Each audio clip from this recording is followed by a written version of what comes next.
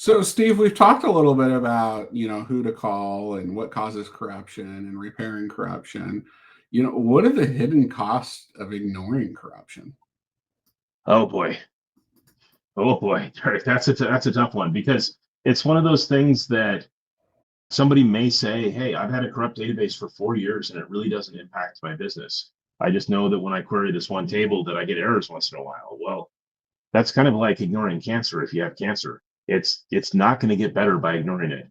And you might get lucky for a while if you ignore it, but ignoring it may lead to complete and catastrophic data loss. You may end up losing your entire database if you ignore it. Now, some people say, well, if I ignore it, will the database continue to rot? Will it continue to grow and spread? And technically, once you've got corruption, it's not going to like leap from one table to another and like a virus or something like that would grow. But if you have corruption in an index and you do rebuilds and things like that, it could lead to the corruption spreading throughout an existing a table that's already corrupt. But oftentimes, your database will get worse, not because the corruption spreads, but because whatever cause of that corruption might still be there. Like your iSCSI example you mentioned earlier, Derrick.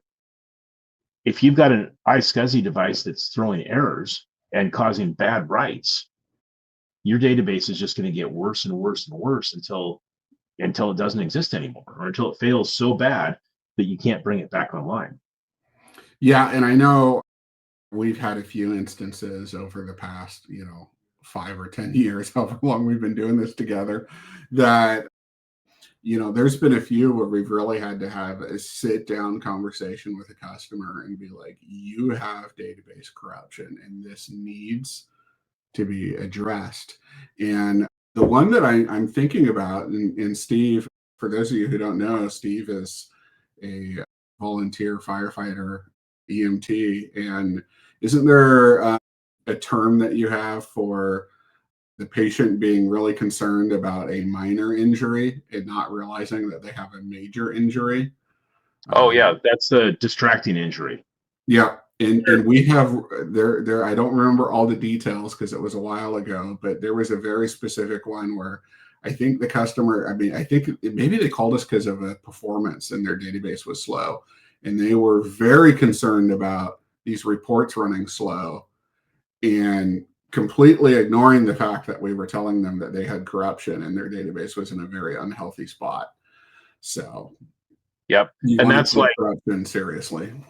yeah, and back to your analogy of me being a firefighter and EMT, I mean, that would be like a patient that has a head injury. And if we don't deal with that right away, they may have brain damage versus I've cut my hand and it's squirting blood everywhere.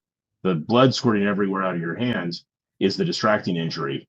In this case, it was their slow performing database that was the distracting injury, and the root issues they were having were because of corruption.